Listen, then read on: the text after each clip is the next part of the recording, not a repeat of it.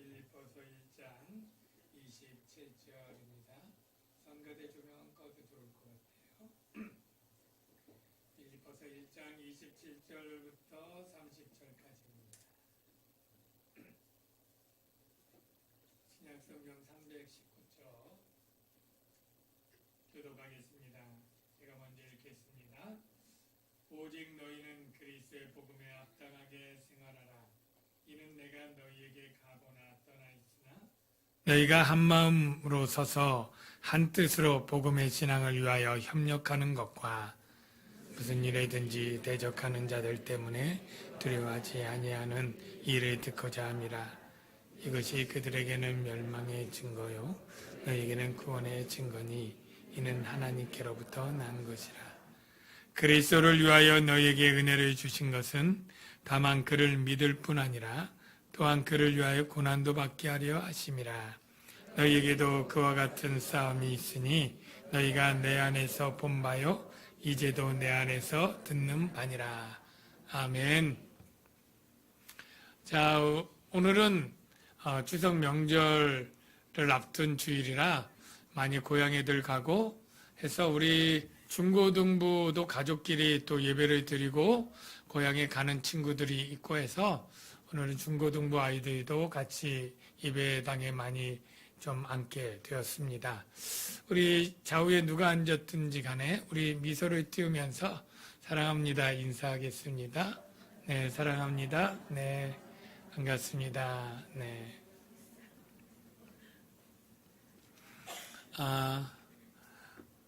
사도 바울은 지금 로마 감옥에 갇혀 있죠. 주 62년쯤 되고요. 빌립보 교회에서 선물을 가져왔습니다. 그래서 성경금 받고 감사한 마음이 들었겠죠. 그래서 편지를 쓰는데 빌립보 교회 문제들에 대해서 이제 권면하고 해결책을 담은 그런 내용도 덧붙여 보냅니다.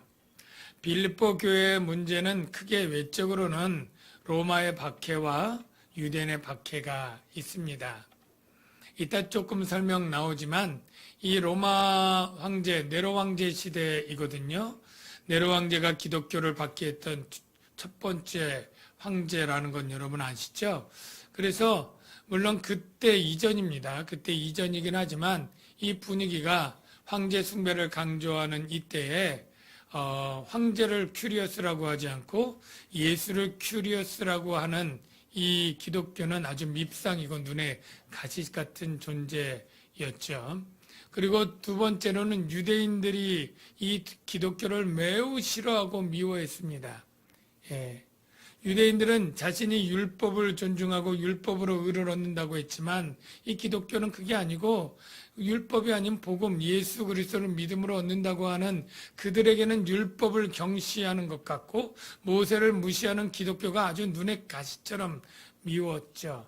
그래서 이 기독교 빌립보 교회는 그처럼 외부로부터 박해가 있고 고난이 있었다. 또 내부로 문제가 있었습니다. 그거는 바로 뒤에 좀 있지만 여성 지도자 둘이 교회 안에서 굉장히 갈등하고 다투는, 그런데 혼자 둘만 다투는 게 아니라 그를 추종하는 세력들이 있을 거 아니에요. 그래서 교회가 분열이 있고 내분이 있었던 그런 교회입니다. 그런 상황인 것을 사도 바울이 충분히 알고 염두에 두고 지금 편지를 쓰고 있는데요. 27절에 이렇게 시작을 하죠. 오직 너희는 빌립보 교회에게 그리스도의 복음에 합당하게 생활하라. 자, 그리스도 복음에 합당하게 생활하라. 여러분 그냥 이 문장만 들으면 그리스도 복음에 합당한 생활이 뭘까 생각할 때 뭐가 떠올라요? 복음은 하나님이 은혜로 주신 것 아니에요? 오직 믿음으로 죄사함과 영생을 준 복음이니까 복음에 합당한 삶 뭐지? 그래, 늘 감사하며 살아야지. 기뻐하며 살아야지. 이렇게 적용하게 되죠. 예. 근데 제가 지금 말하는 것은 이 적용이 이 문장의 문맥 가운데 틀렸다는 얘기를 할 거예요. 네. 왜냐하면 이 그리스의 복음에 합당하게 생활하라가 국어적으로는 그렇게 적용이 되는데 여기 헬라어 원어를 잘 분석한 신학자들은 이 생활하라가 이 도시 공동체에 맞게 살라 이런 뜻이라는 거예요. 그래서 우리가 이 폴리테우에스타이 도시 공동체의 삶을 꾸려나가라 이게 직역된 번역인데 잘 이해가 안 되잖아요. 복음에 합당한 도시 시민의 삶을 살라? 이게 도대체 무슨 말이야? 이런 생각이 들죠. 네. 근데 조금 제가 설명을 드릴게요. 제가 남양주 시민이 되었어요. 예. 그래서 이 왕숙천을 돌 때 이 왕숙천 사이로 구리시와 경계가 있어요. 근데 저희가 이 돌면 이 왕숙천시는 콘크리트로 되어 있어서 이 무릎이 오래 걸면 아픈데 징검다리를 딱 건너가면서 푹신푹신한 폐타이어로 되어 있어요. 그래서 제가 많이 걷거나 뛸 때는 주로 구리시 쪽을 이용합니다. 이 남양주시는 절전을 잘해서 그런지 11시면 가로등이 다 꺼져요.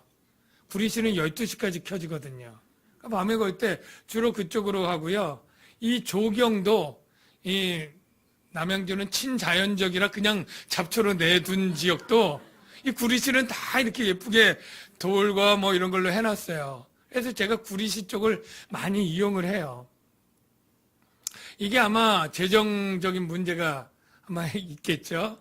전에 어떤 얘기를 들었느냐면 이 남양주시가 구리시와 이 행정을 합치자 뭐 이런 건의와 민원이 있었다 그래요. 근데 자존심 상하게 구리시가 거절을 했대요. 예. 왜냐하면 이 남양주는 면적은 넓은데 면적에 비해서 이 세수가 적고 구리시는 좁은 면적이지만 그에 비해서 세수가 몇 배가 더 크대요. 그러니까 합치기가 싫은 거죠. 근데 구리시가 서울시랑 합치자고 또 그쪽으로 그랬다는 의견이 들어요. 그래서 참 우리가 옛날에 지방자치 이런 거 잘 신경 안 쓸 때는 그런 게 잘 못 느꼈는데 이 시마다 조금 이제 어떤 재정적인 거, 법적인 이런 차이가 있으니까 이 선호하는 시가 있고 그런 시에서는 이제 자긍심이 있겠죠.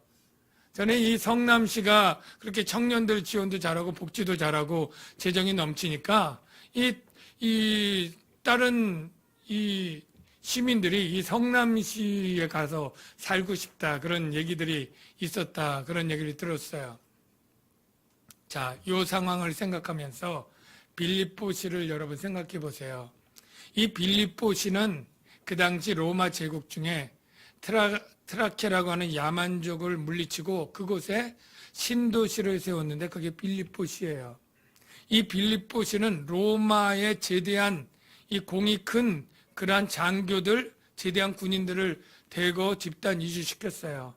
그리고 이 빌립보시에 로마 특별법을 그대로 적용하게 해서 로마 시민의 권리와 특혜를 갖게 해준 거예요.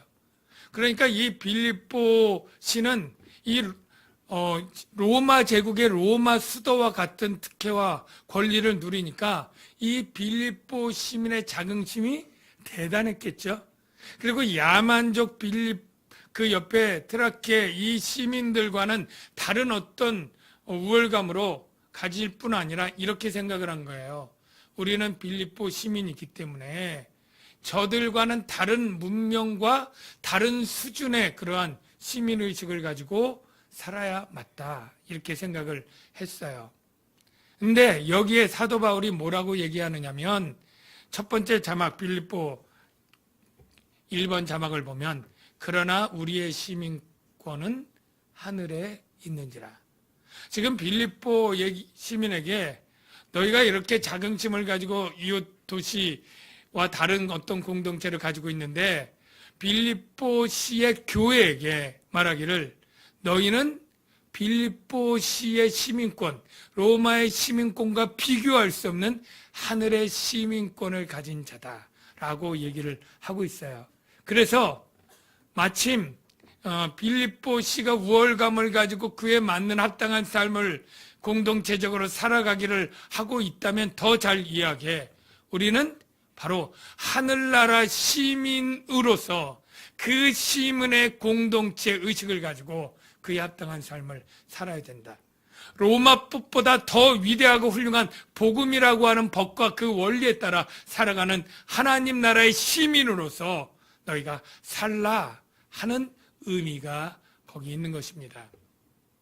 그러면 하나님 나라의 시민의 합당한 삶은 무엇일까요? 무엇일까요? 어떤 것이 떠오릅니까? 오늘 본문에 보면 여기에 이는 내가 너희에게 가보나 떠나 있으나, 이거는 삽입 내용입니다. 그러니까 그렇게 중요한 것이 아니에요. 사도 바울이 너희에게 가보나, 무죄 석방될지 사형당할지 알지 못하니까 너희에게 무죄 석방되면 갈 수 있고 안 되면 떠나 있겠죠. 어쨌든 간에 내가 복음에 합당한 그 생활은 무엇이냐면, 너희가 빌립보 교회 성도들이 한 마음으로 서서 한 뜻으로 복음의 신앙을 위하여 협력하는 것, 그리고 무슨 일에든지 대적하는 자들 때문에 두려워하지 아니하는 것, 이 두 가지를 내가 너에게 보길 원한다, 즉 너에게 두 가지를 원한다, 이렇게 얘기를 해요. 이 두 가지는 서로 인과관계가 있고 연결되어 있는 건데, 그래도 따로 구분해서 우리 생각을 먼저 해보죠.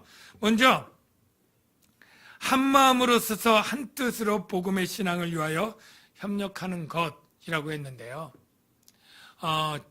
이게 왜 중요하냐면, 아까 교회는 예수를 믿는 성도들인데, 그 성도들은 예수를 믿는 순간 마치 이 적진에 투하된 소규모 부대와 같습니다.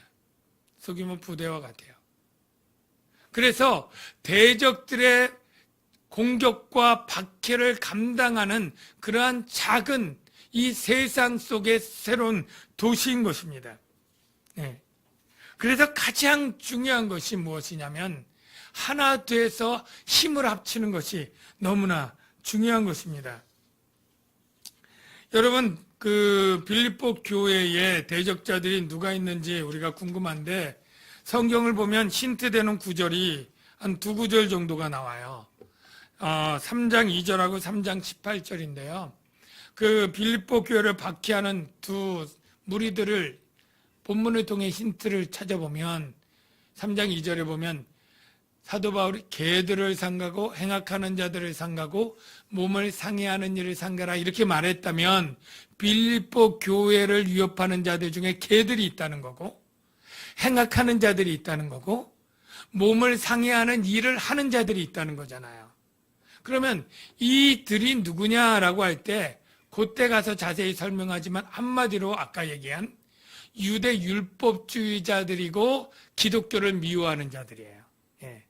그래서 유대인들은 이방인들을 개들이라고 여기하지만, 이방인 중에 예수 믿는 너희들에게 있어서 오히려 그들이 개들이고, 그들이 행악하는 자들이고, 그들이 손할례당, 옛날 손으로 육체를 상해하는 일을 하는 일이다, 이렇게 지금 얘기하면서 유대 율법주의자들이 대적하고 박해하는 것, 이걸 우리가 알 수 있고요.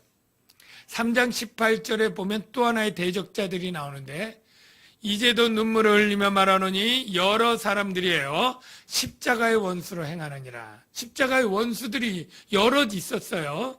그들은 마침은 멸망이요 그들의 신은 배요 그 영광은 그들의 부끄러움에 있고 땅의 일을 생각하는 자라. 자, 이 대적자들이 누구냐 하면 두 가지로 해석이 가능한데, 아까 유대 율법주의자다라고 말하는 사람도 있고, 여기는 특별히 당시 헬라 철학 중에 에피크로스 학파라고 해서 이 도덕을 폐기하고 세상 쾌락을 주장하면서 교회를 오염시키고 타락시키고자 하는 그러한 자들이 있었어요. 그러니까 이들이 다 이 복음의 신앙을 무너뜨리고 와해시키는 그러한 대적자들인 거죠.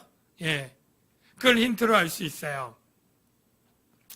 그래서 이들에게 바로 이러한 대적 가운데서 하나님 나라의 시민이 어떻게 살아야 될 것이냐라고 할 때 바로 한마음 한뜻으로 서서 협력하라. 그리고 이 대적자들을 두려워 말고 움찔거리지 말고 믿음을 계속 지켜나가라. 이렇게 지금 권면하고 있는 것이죠. 그런데 여기 한마음 한뜻으로 서라 협력하라. 이 서라하고 협력하라 이 뜻이 헬라어를 분석하면 군사 용어하고 운동 경기 용어예요. 먼저 서다라고 할 때 제가 얼마 전에도 얘기를 했지만 서다라고 하면 아무 행위도 안 하는 것 같잖아요. 별거 아닌 것 같잖아요. 그런데 여러분이 이 서다가 굉장히 중요한 행위인 것은 바로 전쟁에 바로 적들이 대치하고 딱 대진해서 서 있을 때는 이건 굉장히 의미 있는 섬이에요. 여러분 옛날 로마 그리스 시대에 전투 나오고 전쟁 로마 군병 나오는 그런 영화들 가운데 보면 그런 장면들이 있어요. 적이 전차를 가지고 그 당시에 전차는 탱크처럼 굉장히 강력한 무기죠. 예, 마병을 들고 막 전차로 올 때 그 전차를 물리치는 것이 무엇이냐면 바로 방패입니다.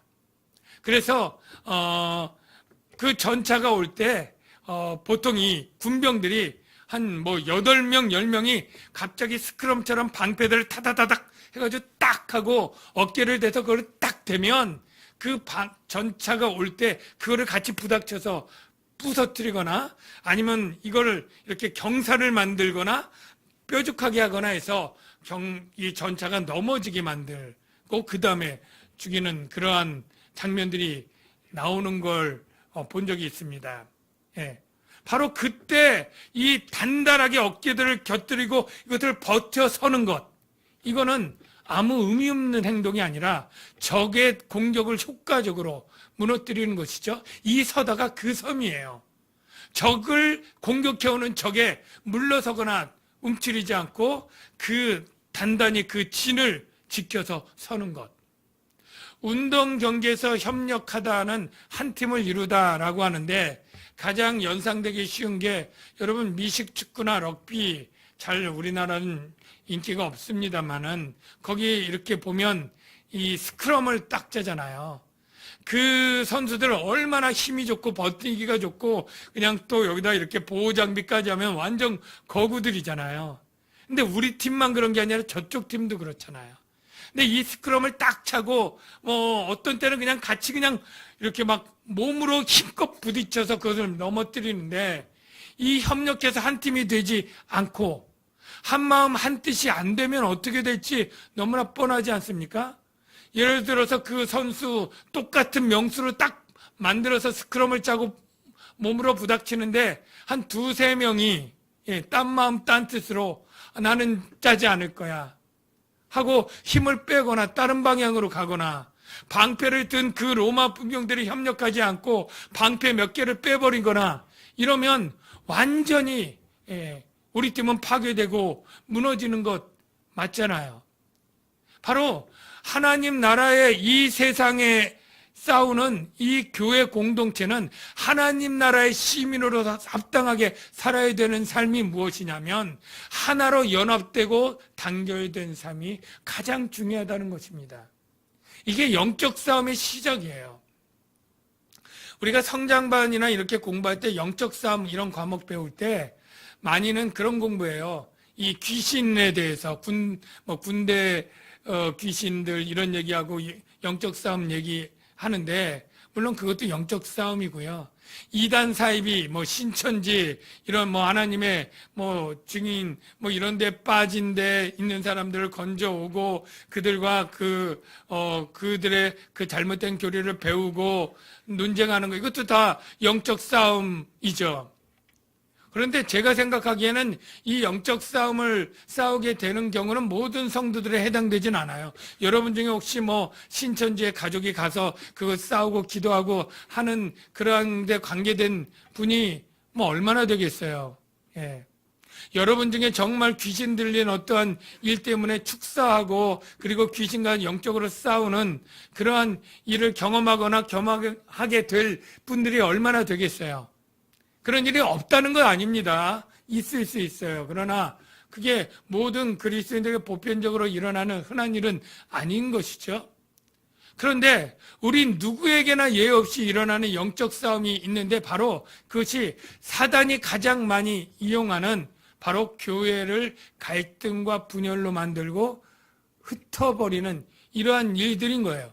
이거는 영적 싸움인지도 모르고 우리 안의 싸움인데 라고 생각하지만 이것이 사단이 가장 효과적으로 누리는 그런 전략이라고 저는 믿습니다. 한국 교회가 많은 성도들이 상처받고 교회를 떠나고 신앙을 빠지는 일이 이 이단 사입에 빠졌기 때문인가요? 아니면 무슨 귀신의 어떤 공격 때문에 그런가요? 많은 성도들이 교회를 떠나고 시험 들고 신앙생활을 낮춰지는 게 바로 교회 안에서 혹시 이 성도 간에 이 상처받고 갈등이 있고 그것들이 해결이 안 돼서 교회를 옮기고 떠나고 그러다 그냥 흐지부지 주저앉고 이러한 일들이 제일 흔하고 보편적인 일 아니겠습니까? 그래서 이 영적 싸움 중에 가장 중요한 것이 바로 하나 되는 것을 파괴하는 것, 한마음 한뜻이 되지 못하게 하는 것, 이게 바로 굉장히 중요한 것입니다. 그래서 우리가 영적 싸움할 때 가장 중요한 것이 내 안에 누군가에 대해서 미움과 분노로 갈라지게 하고 나눠지게 하고 내가 그러한 편에 있다면 이게 사단이 내가 의식치 못하도록 나를 정말로 무너뜨리게 하고 교회를 무너뜨리게 하는 일이 효과적으로 진전된 것이다. 여러분이 그렇게 각성해야 될 것입니다. 교회에서 잘 다투는 모임과 그래서 갈등을 일으키는 가장 대표적인 기관이 있다면 어딜까요? 네. 저도 말하기가 조금 싫지만 당회입니다. 교회가 무너질 때 재직회가 갈라져가지고 교회 나눠졌다는 얘기 못 들어봤어요. 목사님, 장로님들이 갈라지고 갈등이 일어나면 교회가 깨어지고 혼란스럽고 무너지죠. 여러분들이 저나 우리 장로님들 늘 사랑으로 하나 되도록 기도해 주셔야 되고, 두 번째, 일 열심히 하는 여전도회입니다. 일 안 하는 여전도회는 잘 다투거나 싸울 일이 없어요. 일이 없으니까요. 근데 일을 열심히 하는 여전도회는요, 바자회도 해야 되죠. 전도일도 따로 해야죠. 교육부서 수련회 다 참석해야죠. 이렇게 하다 보면, 일이 많다 보면 원망과 시비가 생겨요. 난 이렇게 힘들게 일하는데 저는 왜 이렇게 뺀질뺀질 맨날 안 나오고 안 협조도 안 하고 이런 분들 있잖아요. 이러니까 이 갈등이 생기고 힘에 버거워서 문제가 생기기가 쉬워요. 그리고 교육부서 안에도 교육부서도 일이 많죠. 수련회도 있고 교육도 있고 매주 행사도 있고 그러다 보면 더 일이 많은 곳에 이 갈등과 분열이 일어날 일이 많습니다. 여러분, 제가 여러분들에게 여러 번 했고 슬로건처럼 말하고 설교에도 말했지만 그것이 교회 일이든 주의 일이든 어떤 일이든 그 명목으로든 잘하기 위해서 불화하거나 다투려거든 그 일을 하지 마십시오. 잘하지 마시고 보통만 하십시오. 화목하게.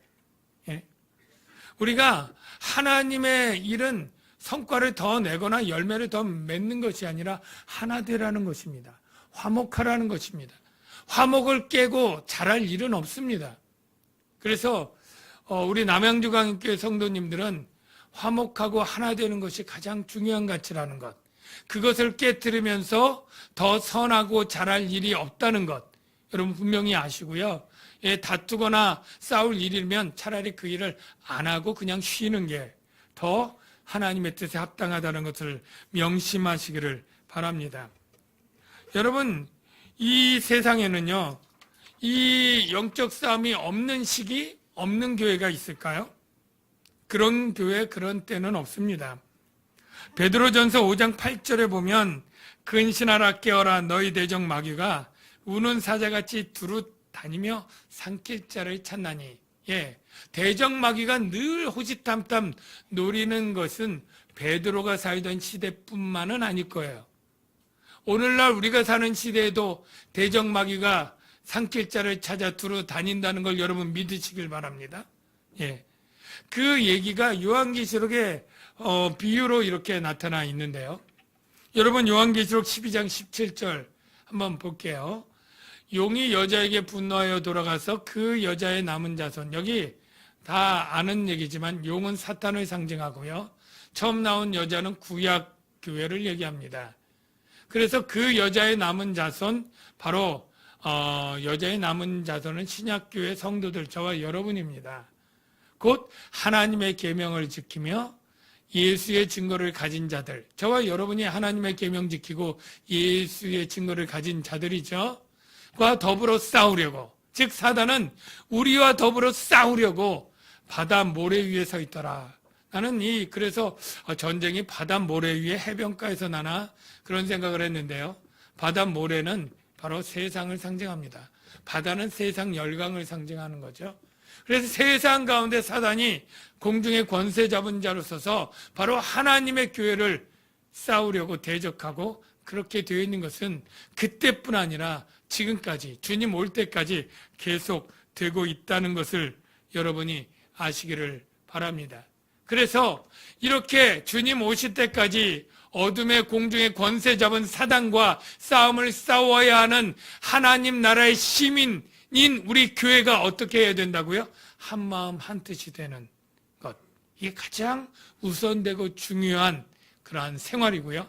두 번째는 같은 것인데 그것이 원인이 되어서 대적하는 자들 때문에 두려워하지 아니하는, 사단의 대적 때문에 두려워해서 믿음을 포기하고 낙심해서 믿음이 뒤처져서는 안 된다는 거예요. 복음의 전파에 관한 일을 포기하고 중단해서도 안 된다는 거예요. 복음을 믿는 신앙을 포기해서는 안 되고 든든히 경고에 붙잡고 증거하며 나가는 삶을 계속 살아야 된다는 거예요. 이게 바로 하나님 나라의 시민이 살아가야 될 삶이고 복음에 합당한 생활인 것입니다. 여러분 믿습니까? 여러분 그렇게 사시기를 바랍니다. 하나됨을 힘써 지키시고 두려워하지 않고 복음을 믿는 신앙을 굳건히 지키는 저와 여러분 되시기를 주의 이름으로 축원합니다. 그런데 이 빌립보 교회는 이 외부의 박해와 여러 가지 이 내분 때문에 낙심하고 갈등하는 성도들이 있었을 거예요. 있었죠. 그래서 그들 중에는 굉장히 힘들어하고 왜 우리가 이렇게 예수를 받는데 왜 이렇게 계속 박해는 끊이지 않고 고난은 끊이지 않는 거야? 그러면서 드는 생각이 뭐예요? 하나님이 우리를 무관심한가? 우리를 사랑하지 않는 건가? 이러면서 막 낙심하고 시험에 드는 사람들이 있는 거예요. 여러분도 그럴 때 있지 않습니까? 여러분 중에 혹시 나는 예수 열심히 믿고 난 신앙생활 바르게 하는데 왜 사업은 점점 안 되고 왜 더 가난해지는 거야? 왜 시험에 떨어지는 거야? 왜 병은 낫지 않고 이 어려움은 있는 거야? 여러분 이제 추석 명절에 믿지 않는 일가친지 만날 때 예수 믿는 사람들 중에 유축되고 낙심된 사람 있죠. 막 세상 사람들은 지금 교회를 여러 가지 일로 개독이라고 얘기하고 목사는 비하해서 먹사라고 얘기하면서 여러 가지 비난의 말들이 그냥 너무너무 많아요. 얼마 전에 인터넷 뉴스에 보니까 무슨 화석이 발견되어서 이 진화론을 막 증명하는 것처럼 얘기하는 그러한 기사가 나니까 거기 댓글에 그냥 기독교를 욕하면서 이 창조론을 믿는 말도 안 되는 기독교인들의 댓글이 그냥 서로 그냥 힘을 합해서 옳거니 하면서 그냥 서로 그냥 댓글들이 쭉 달리는 걸 보면서 기독교에 대한 혐오감을 갖고 있는 사람이 너무너무 많다라는 걸 제가 다시 느꼈는데요. 이 믿지 않는 가족들이 더 많을 거예요. 친지분 중에. 그런 분들 가운데 대놓고는 하지 않겠지만 은근히 요즘 교회가 왜 그런지, 목사들이 왜 그런지, 교회가 이런 잘못을 하고 참 이러면서 비아냥되기도 하고 빈정되기도 하고 전도할 생각은 하지도 말라는 그러한 얘기들을 막 할 때 굉장히 불쾌하기도 하고 낙심되기도 하겠죠. 그리고 자신의 처지도 뭐 특별히 그들보다 더 형통하거나 출세하거나 잘했으면 봐라, 하나님이 예수 믿는 자에게 이렇게 복을 주신다, 이렇게 조금 은근히 좀 말이라도 하고 싶지만 그런 상황도 안 될 때 우리는 낙심하고 좌절감을 느끼죠. 빌립보 교회 성도들 똑같은 거예요. 계속 박해와 환란이 있을 때. 그런데 사도 바울이 어떻게 위로하는지 말씀을 보면, 자, 28절에 보면 이것인 바로 대적하는 자들이 있는 거예요. 대적하는 이것이 그들에게는 멸망의 증거요, 너희에게는 구원의 증거니. 먼저 여기까지만. 여러분들에게 교회를 욕하고 복음을 무시하고 하는 사람들 뭐예요? 멸망의 증거를 자기네들이 쌓고 있는 거예요. 예. 나는 지금 자존심 당하고 고통 당하고 있지만 나는 뭐예요? 구원의 증거를 확보해 나가고 있는 거예요. 여러분, 혹시 나 구원받았나 의심되는 분 있습니까? 누가 여러분들을 욕하고 조롱하거든 기뻐하시길 바랍니다. 여러분 확실히 구원받은 자들입니다. 그분들이 여러분들을 조롱하고 욕하는 것은 여러분이 확실히 구원받은 자들이기 때문에 사단을 통해 여러분을 낙심시키고 믿음이 흐지부지 되도록 유혹하고 있는 거예요. 여러분 구원받은 알곡이기 때문에 그렇다라고 여러분이 믿으시길 바랍니다. 오히려 지금 박해하고 조롱하는 자들은 그래서 나를 괴롭게 하고 있고 고소해 하는지 모르지만 그들이 심판대에서 당할 그 멸망은 내가 괴로워하는 것보다 1000배, 1000배 더 고통스러울 것을 우리가 알지 않습니까? 그러니까 왜 나를 괴롭히는 거야? 왜 나를 약 올리는 거야? 이렇게 여러분 화내지 마시고, 우리가 그들의 결국을 알고 그들의 멸망을 알면 정말 자기들이 당할 1000배, 1000배 그 영벌의 그 고통을 우리가 생각해 보면 내가 좀 기분 나쁘고 불쾌할 때 보복감 갖지 말고 그럴 필요 없어요. 왜? 그들은 훨씬 더 하나님의 진노를 받을 불쌍한 자들이니까 오히려 그들을 측은히 여기고 불쌍히 여기고 그들이 빨리 그 무지와 그 고통에서 구원받도록 우리가 다른 방에 가서 혼자 기도해주고 마음을 삭히시고 하는 분들이 다 되어야 될 줄로 믿습니다. 그들에게 멸망의 증거다라는 거예요. 그리고 그 다음에 하나님이 바울을 통해 주시는 위로가 있는데요. 그 다음 9절, 29절. 이는 하나님께로부터 난 것이라 하고 29절에 뭐라고 얘기하냐면 그리스도를 위하여 너에게 은혜를 주신 것은 다만 그를 믿을 뿐 아니라. 자, 여기 첫 번째 은혜가 뭐예요? 그를 믿는 은혜예요. 예, 뿐 아니라. 그거는 기본으로 하고 두 번째, 또한 그를 위하여 고난도 받게 하려 하심이라. 믿는 것도 은혜인데 그 추가해서 고난받는 은혜를 주셨다라는 거예요. 첫 번째 은혜는 기본으로 까이지만 제가 기본을 다시 설명을 할게요. 여러분 중에 예수 그리스도를 다 믿으시는 줄로 믿습니다. 예. 여기 안 믿는 분 계시면 안 돼요. 다 믿으셔야 돼요. 근데 이 믿을 때 여러분 중에 혹시 어떤 분들은 그 믿음은 내가 믿었다 이렇게 생각하시는 분이 있을지 모르겠어요. 내가 누가 전도할 때 내가 그 전도 잘 고민하다가 그래, 불교보다 뭐 캐톨릭보다 뭐 다른 종교보다 무교보다 안 믿고 있는 것보다 그래 기독교 믿는 게 좋아. 그래서 내 의지로 결정해서 내가 믿었다고 생각하는 분들이 적잖이 있어요. 네. 여러분, 성경은 내가 믿은 게 아니라 하나님이 은혜로 믿게 해주었다. 믿음을 선물로 주었다 이렇게 얘기를 하고 있습니다. 조금 설명하면요, 죄인은요 하나님의 은혜 없이 예수님을 믿을 수가 없어요. 우리의 강박한 심령은 복음을 받아들이질 않아요. 우리는 영적으로 죽은 자이기 때문에 영적 소경이고 귀머거리기 때문에 복음이 들려도 들리지가 않고 보아도 보지 못해요.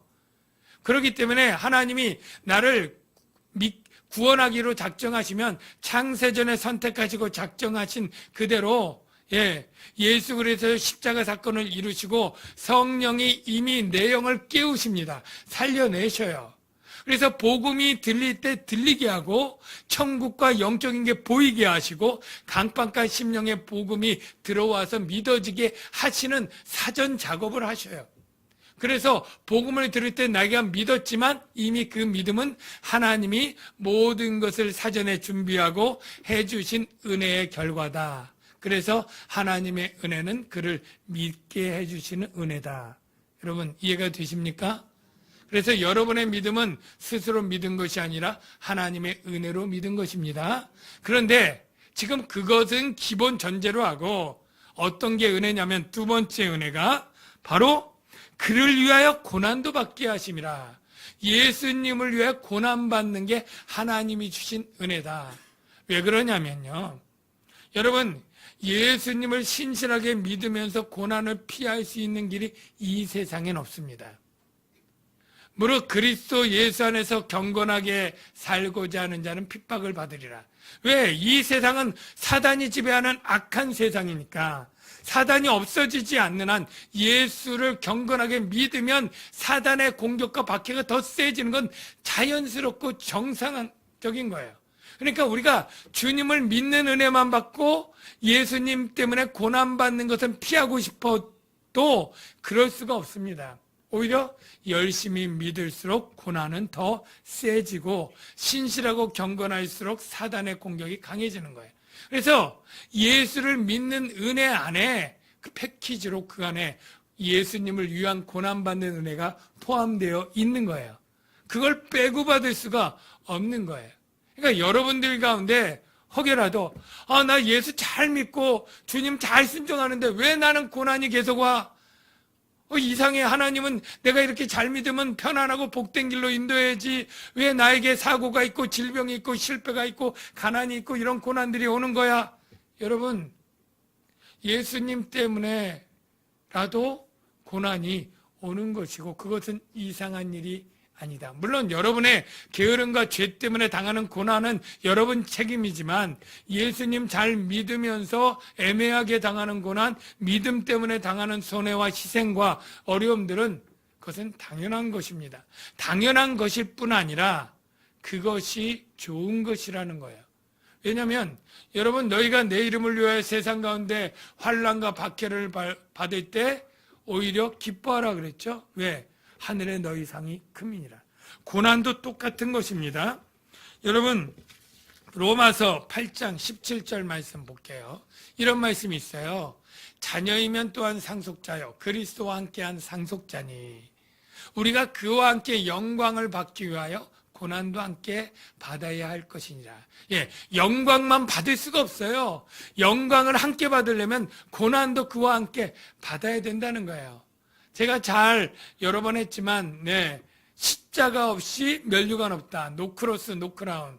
고난 없이 영광 없는 거예요.